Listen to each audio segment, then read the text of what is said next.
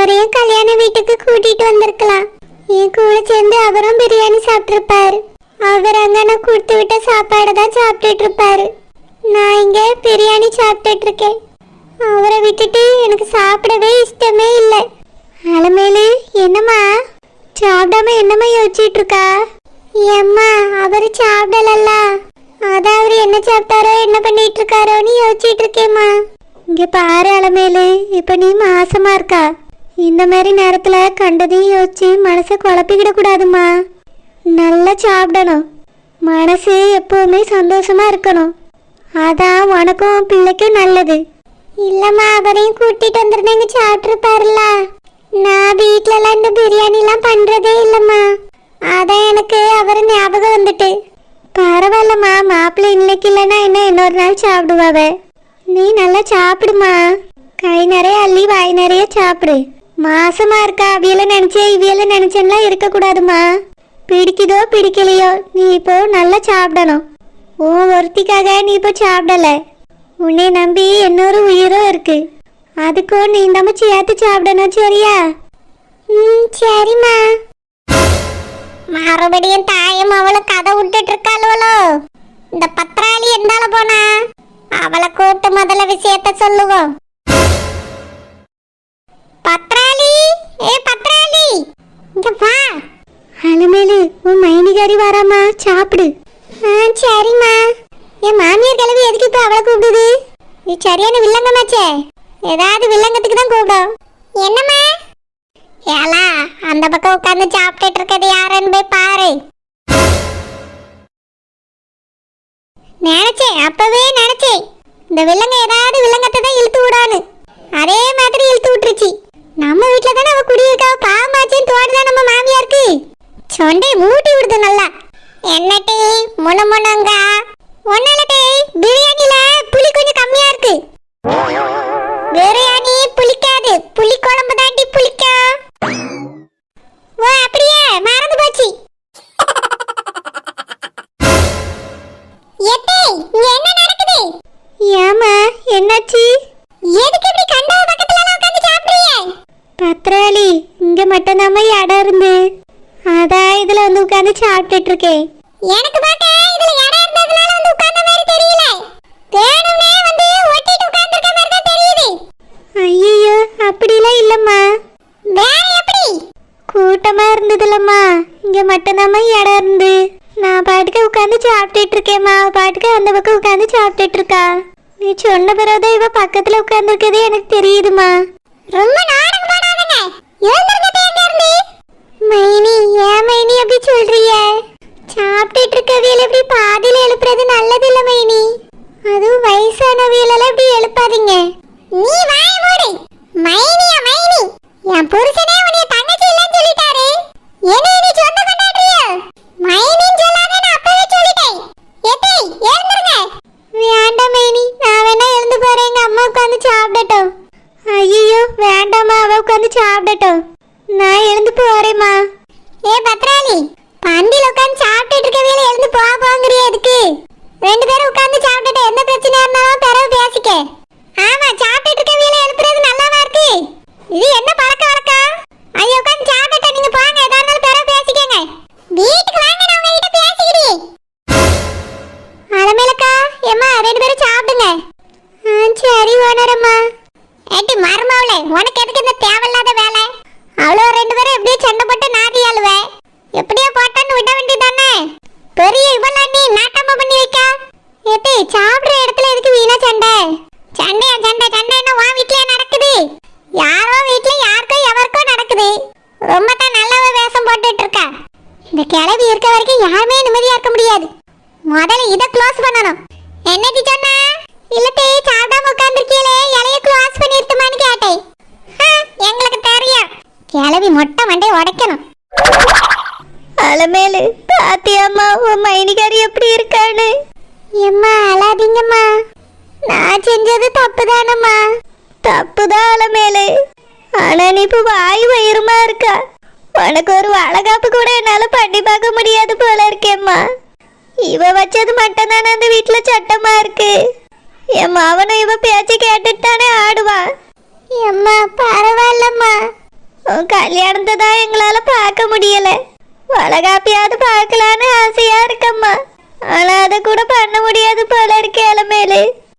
அம்மா பரவாயில்லம்மா, விடுங்க. உன்னால முடிஞ்ச ஒரு 2 வளையல் வாங்கிட்டாம்மா, அதை என் கையில போட்டுக்கிறியே. சரி இளமேலு, அம்மையால முடிஞ்சது உனக்கு செய்ய. சரிம்மா. இப்பதான் எனக்கு நிம்மதியா இருக்கு. நான் கூட அறந்து வந்துட்டா கல்யாணத்தை எங்க போய் நிறுத்திடுவானோன்னு பயந்துட்டேன். நல்ல வேளை அந்த நெட்டச்சிக்கு கல்யாணம் முடிஞ்சிட்டு. இதுக்கப்புறம் என் மொபை வாழ்க்கையில குறுக்க வரவே மாட்டா. எனக்கு இப்பதான் நிம்மதியா இருக்கு. அறந்து வீட்டுல வந்து நிக்கும் போதே நான் பயந்துட்டேன். கல்யாணத்தை நிறுத்த போறேன்னு ஓடின உடனே அதுக்கு மேல பயந்துட்டேன். நல்ல வேலை இவன் போறதுக்கு முன்னால கல்யாணம் முடிஞ்சிட்டு.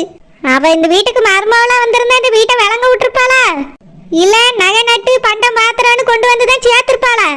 ஒன்னுத்துக்கும் பிரயோஜனம் கிடையாது. அவ இருக்கதே ஒரு வாழை குடிசையில. அவளுக்கு என் மாமன் கேக்குது. பணக்கார பையன் வளைச்சு போடணும்னு நினைச்சிருந்திருக்கா. நான் கொஞ்சம் விழிப்பா இருந்ததுனால இதெல்லாம் எப்படியே தடுத்துட்டேன். இல்லனா என்ன ஆயிருக்கும்? என் வீட்டுல மருமவளா வந்து உட்கார்ந்துருப்பா. நல்ல வேலை எதுவும் நடக்கல. என் மகனுக்கு சீக்கிரமா பொண்ணு பார்க்கணும். அவளுக்கு கல்யாணம் முடிஞ்சிட்டுன்னு ரொம்ப வருத்தப்பட்டுட்டான். பாவம் பிள்ளை. கதறி கதறி அவளை நினைச்சு அழுதுட்டு இருந்தான். உடனே அவளுக்கு பொண்ணை பார்த்து கல்யாணத்தை முடிச்சிடணும். மறுபடியும் மஞ்சு வீட்டுல போய் பேசணும் என்ன? ஆமா, பொண்ணு தாயிட்ட போய் மறுபடியும் பேசணும். நடந்ததுக்கெல்லாம் ஒரு மன்னிப்பு கேட்டுட்டு மறுபடியும் கல்யாண பேச்சு பேசணும்.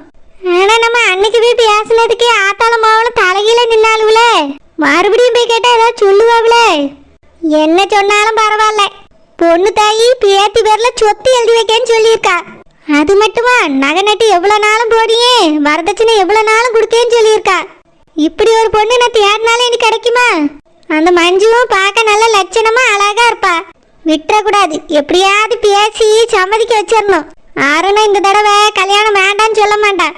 அவ மேல இருக்க கோபத்துல கண்டிப்பா இந்த கல்யாணத்தை பண்ணிக்கிடுவான். பொண்ணு தாயிட்ட போய் நாளைக்கே பேசுறேன்.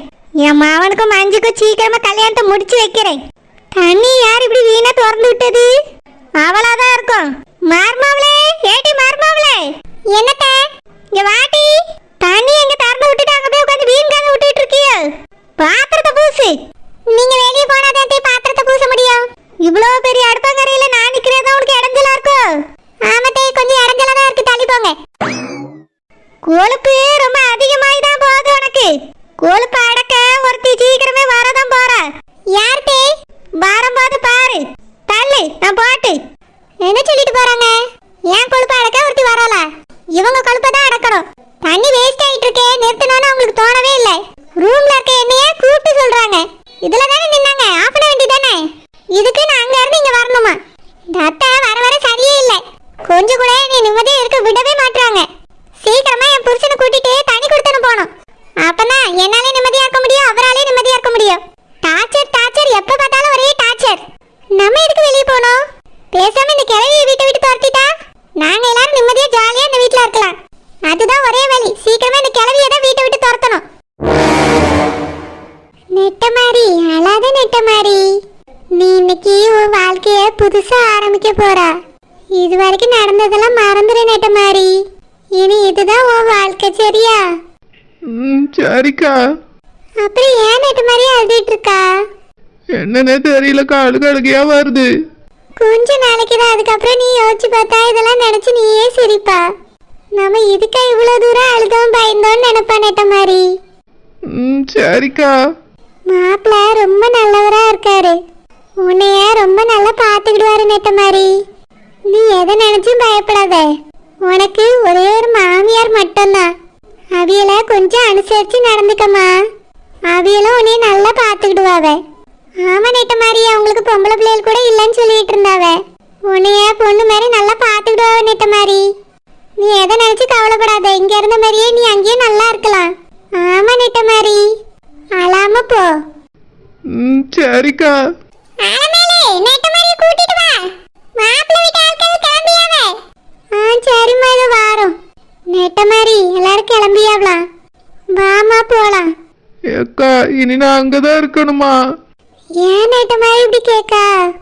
உனக்கு தெரியாதா? கல்யாணம் முடிஞ்ச பிறகு நீ அங்கதானமா இருக்கணும். ஏக்கா, எல்லாரையும் விட்டுட்டு போறோம்னு நினைச்சா இன்னும் கஷ்டமா இருக்குக்கா. ஒரு 2 நாள் மட்டும் நான் இங்கேயே இருக்கேனேக்கா. நீங்க கொஞ்சம் எனக்காக மாப்பிள்ளை வீட்டுல கேளுங்கக்கா.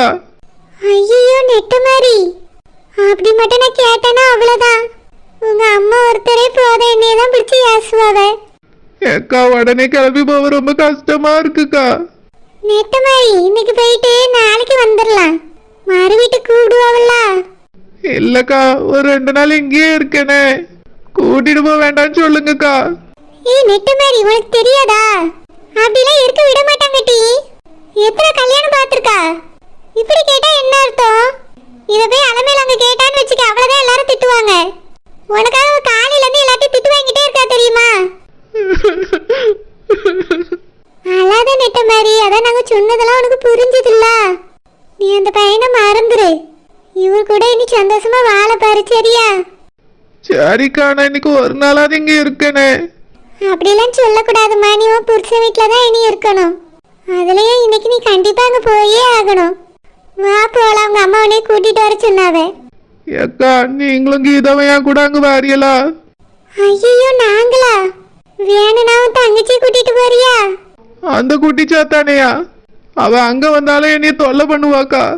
நீங்க என் கூட வாங்கக்கா. இல்ல நேட்ட மாதிரி அப்படிலாம் யாரையும் கூட கூட்டிட்டு போக மாட்டாவே. கீதா நீயாவது வா கீதா. ஐயோ எங்க அம்மா யாசுவா, நீ மட்டும் தாண்டி போகணும். அதான் கீதா எனக்கு ரொம்ப கஷ்டமா இருக்கு. சரி நெட்ட மாதிரி கொஞ்ச நேரம் தான் கஷ்டமா இருக்கும். அப்புறம் போக போக மாப்பிள்ள வந்துட்டு பேச ஆரம்பிச்சிட்டாவுனா எங்களே நீ மறந்துடுவா. வாமா உங்க அம்மா கூப்பிட்டாவு போவோம்.